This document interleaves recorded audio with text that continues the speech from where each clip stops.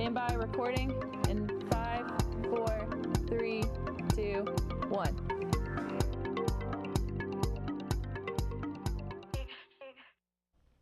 Hello and welcome to EHCTV. I'm Abby Hathorn. And I'm Khalil King. Welcome back to the show. Abby, is it just me or you? Or is it extremely hot in here right now? It's definitely hot in here. It is the exact opposite of what it is outside. So there's no in between. You walk to class, super cold. You get to class, super hot. I don't know what to do about it anymore. I can tell you one thing to do. Tonight, the Emory and Henry's Men pageant, or the Mr. E&H pageant, is a big event. I'm not being biased, but I am in it. I know. So, what's the possibility? Are you feeling really good about it? Like you're feeling good? I'm feeling good. I've run through the practices yesterday, last minute, selecting my clothes, and I'm feeling good. So. Well, you better work it. Oh, I mean, I'm working in that fashion, but I'll do what I can. So who do you have on the set with you today? I have a stud with me today, junior safety defensive end Justin Banks. Who do you have on set? I have one of my best friends, Emma Grace Thompson, on set with me today to talk about a little bit of what she's doing with this really cool thesis that she's working on. Not going to spoil it right now. Noise. Well, we will now pass it over to Will Seidel with the news. Hello, I'm Will Seidel bringing you today's news update. Students and faculty, it's finally here. The play, Cabaret, will be showing this week. However, students, before you go, remember that you must pick up your ticket beforehand at the box office at the McLaughlin Center of Arts. It is free, so please don't miss your chance at a free showing of this tremendous play. That time of the year again, everybody. When the holiday break rolls around, that means the CAF will be closing, so please listen to these dates.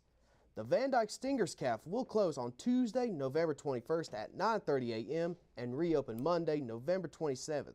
The dining hall will close on the same day as the Stingers CAF, but only later at 6 p.m. and will reopen a day earlier on Sunday, November 26th at 5 p.m. So please keep all those dates in mind.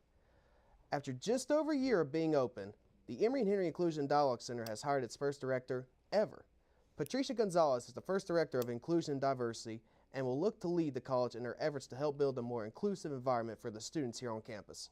Gonzalez comes over from the New York Institute of Technology, where she was the programming coordinator in the Office of Student Development and Leadership Involvement. Please help us welcome her to our beautiful campus by stopping by our office and introducing yourself to her and just make her feel like she's at home here. That's all I got for you guys to say. It's a short day, nothing much going on around campus. So if you have anything you'd like to share with me, please email me at waseidel16@ehc.edu, or you could tweet me at thelastwill10. That's going to do it for me. For News Update, I'm Will Seidel. Have a happy Thanksgiving, everyone. Hello and welcome to this feature interview. I'm Abby Hathorn. On set with me today, I have one of my best friends, Emma Grace Thompson, talk a little bit about some of the things she's doing as a senior in college. So welcome to the set today. Oh, thanks. Thanks for having me here on camera. And I know that, like, obviously, us being friends, I know that all the awesome things that you've done just in your time at Emory and outside of Emory. So what's this big project you've been working on as far as your thesis is concerned? Okay, so I recently presented this project at the Pi Gamma Mu Triennial Convention in Kansas City about 2 weeks ago. And what I presented there was sort of a microcosm of the overall project, but it's about attitudes toward race and slavery in Southwest Virginia and Emory and Henry between the years 1790 and sort of ending with the Civil War. And during that time period, a lot of crazy stuff happened at Emory. Specifically, a lot of really violent stuff happened at Emory relating to that, so I can elaborate on that. Yeah, so I know that, like, Wiley Hall plays a lot in that. So tell me a little bit about, like, kind of the strides you've been making to, like, make students aware and maybe the community aware of, like, actually what truly happened, because some of us don't really know. Okay, so I guess the hallmark of this entire project culminates with the Saltville Massacre. So the Saltville Massacre occurred in 1864 following the Battle of Saltville, which is nearby.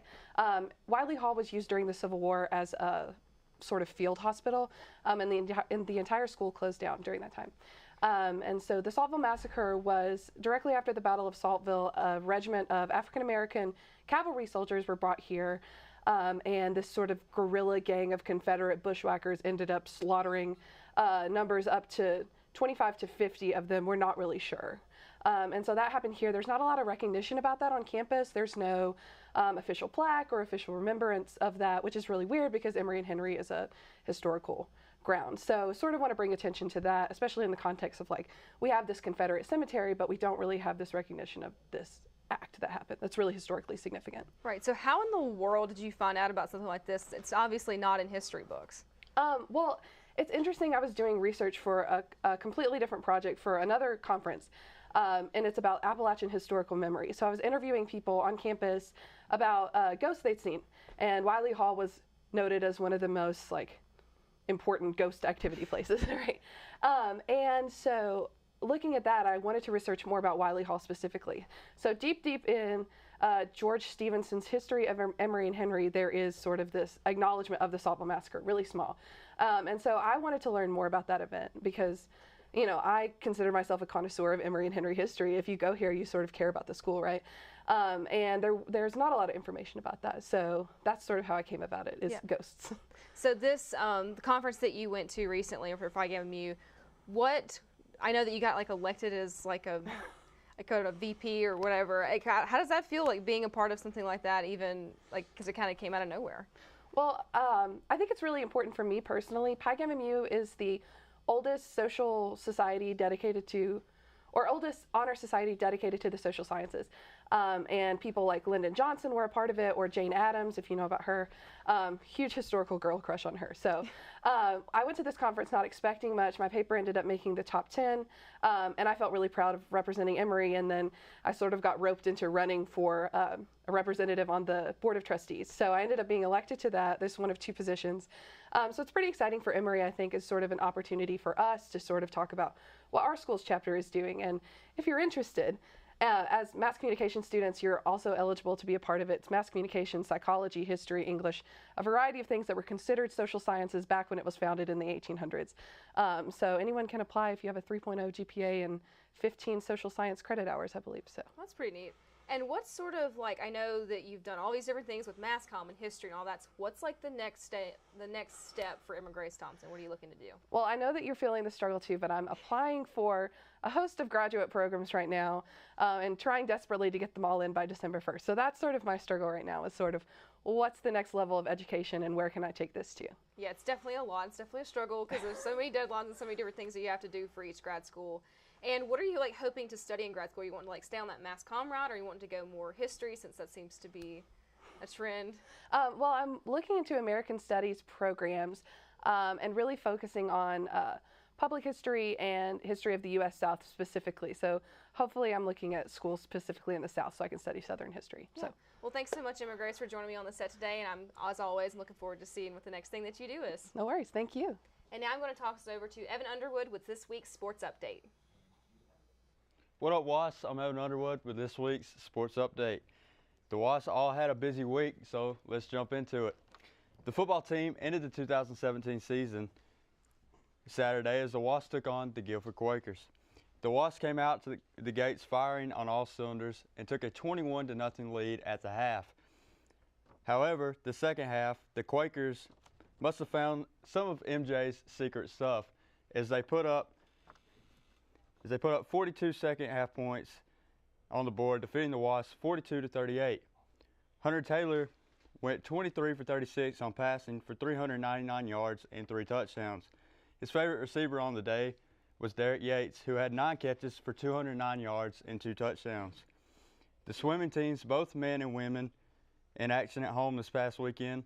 The women won 10 of the 11 events, including both relays, en route to one-sided wins over Greensboro and Guilford to take home the W with a 136-34 win over Greensboro, and by a score of 94-35, the men and women cross-country teams ran in the NCAA Division III regionals this past Saturday. The men placed 27th out of 36 teams. Austin Tolbert led the WAS with a time of 26-29. The women, due to injury, did not place. However, the women would be led by Alette McGuire with a time of 24-19. Also, WAS fans, I want to remind you the opening tip of WAS basketball is right around the corner. The men take on Sewanee on Wednesday night. That game is on the road. The women take on Belhaven here at home Friday. The game tips off at 8 o'clock.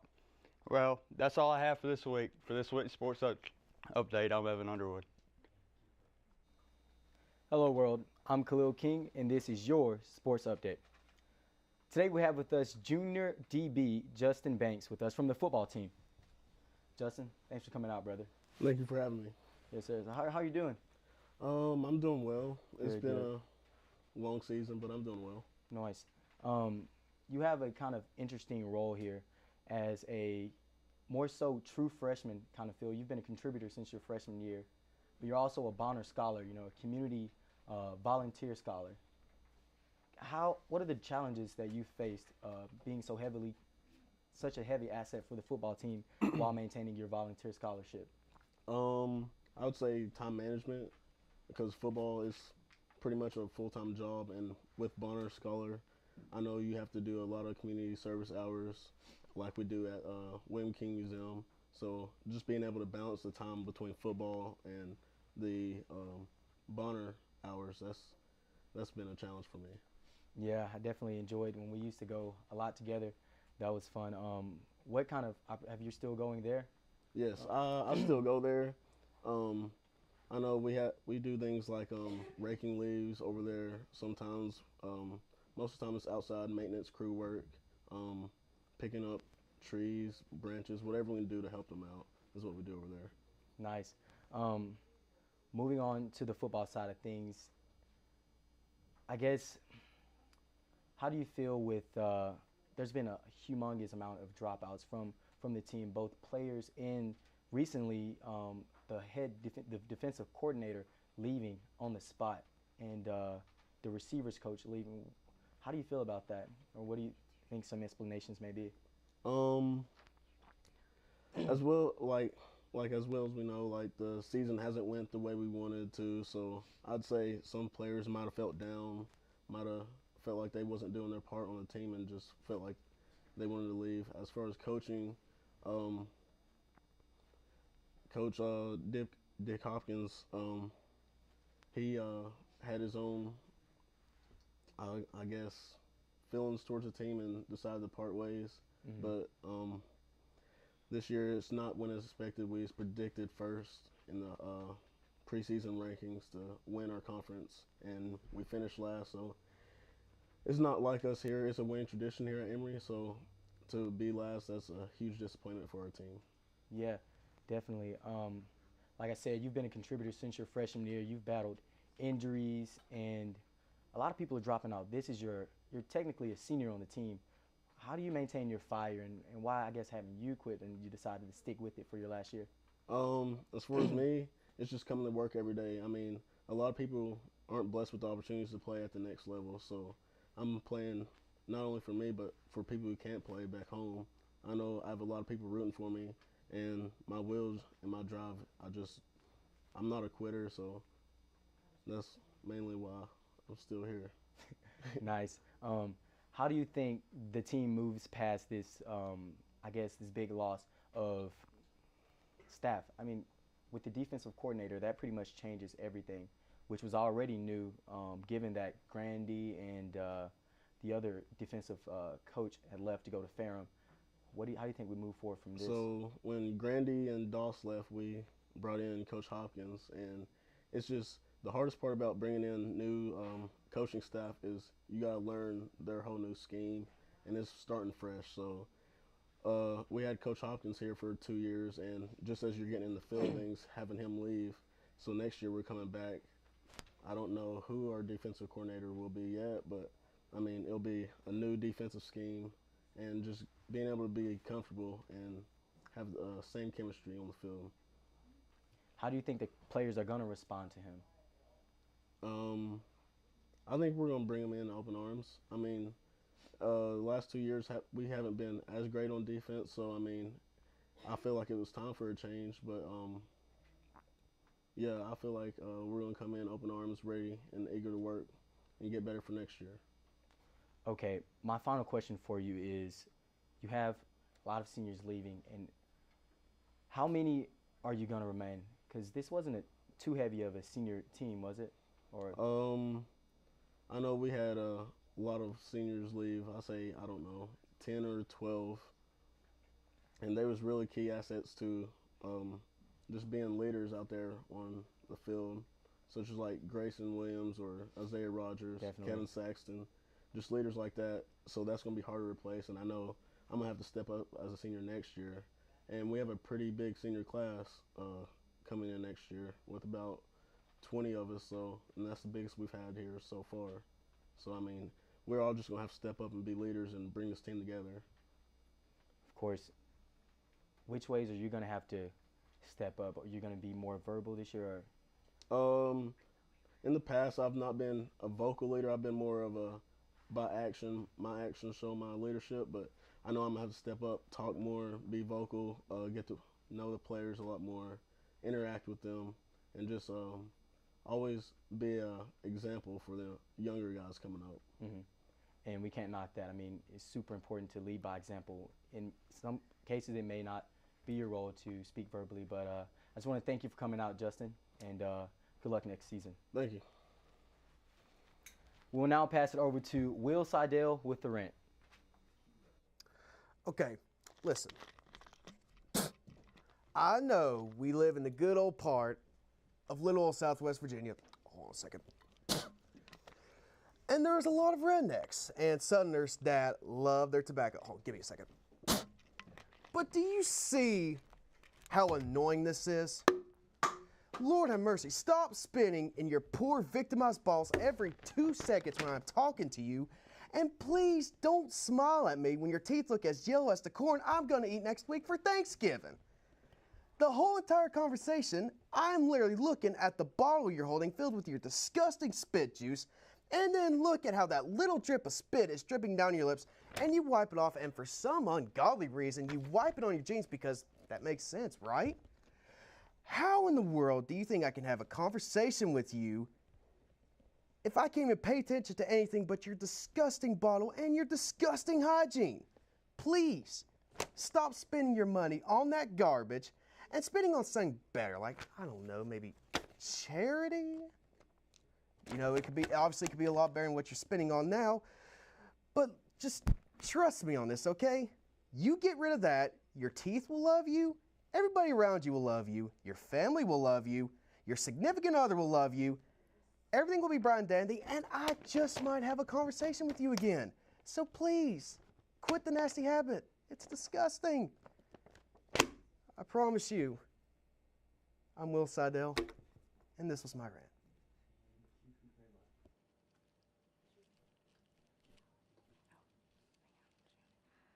Hi, and welcome to this week's segment of. Oh, shoot, sorry. Hi, and welcome to this week's episode of Tweet, Pray, Love. Every week, EHCTV gets on Twitter and posts an off-the-wall hashtag topic, and it's up to you, the Emory and Henry community, to come up with ridiculous material for us to use on the show. With the help of the Tweet, Pray, Love Peanut Gallery, we will bring your opinions to the forefront of fame, and by that, I mean local TV. This week's hashtag, in honor of Thanksgiving break coming up next week, is EHC Thanksgiving Plans. Let's see what the students have to say. Ty Spires says, hanging out with the fam, getting way into the Thanksgiving NFL game. Evan Underwood says, eating my way to China. Will Seidel says, I don't know, probably drink milk. And Livy Martis says, Virginia Tech football, consuming many gravy-covered food items, and watching the cringe fest that is the Macy's Day Parade. Thanks for joining us for Tweet, Pray, Love. Now it's time to check out this week's Out and About. Since opening our doors in 1836, civic engagement has been a foundation that Emory and Henry College has continued to build upon. Every year, students participate in projects throughout the surrounding communities, connecting their education to the issues of our region. In partnership with the Appalachian Center located on campus, students can actively serve and learn in the community and receive a scholarship as part of the Civic Leader Scholars Program. The program builds leadership skills and allows students to make an immediate difference within communities. If you are interested in learning more about the Civic Leader Scholars Program, contact the Appalachian Center for Civic Life.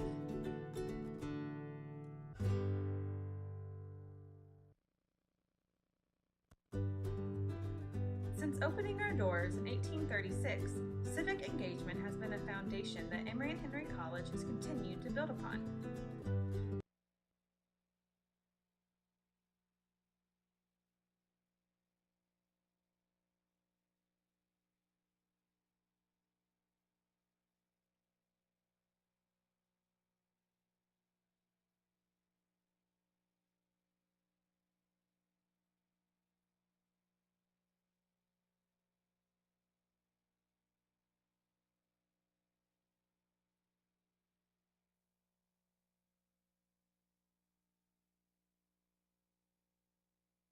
Yet.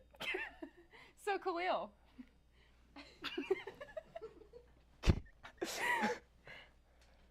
Say something. All right. So Abby, it looks like we did, eventually withstand the heat. How are you taking it? I'm still sweating. I wore a flannel today, so it probably wasn't the best option, but that's okay. Yeah, I actually feel like I just interviewed my ex-girlfriend with Justin Payne, being a member of the football team. Quite a different experience of you interviewing your best friend, which Justin's a great friend, but also had that ex-girlfriend vibe with it, being my old team of recent. And then playing rugby now, which I'm doing an article on you in the White Tiger this week, so you have to check that out. So. Oh, yeah. When is the article going to be out, by the way? This Wednesday. Nice. Looking forward to reading it. Yeah. Well, thanks so much for joining us on this week's EHCTV. I'm Abby Hathorn. And I'm Khalil King. Don't forget to check us out next week.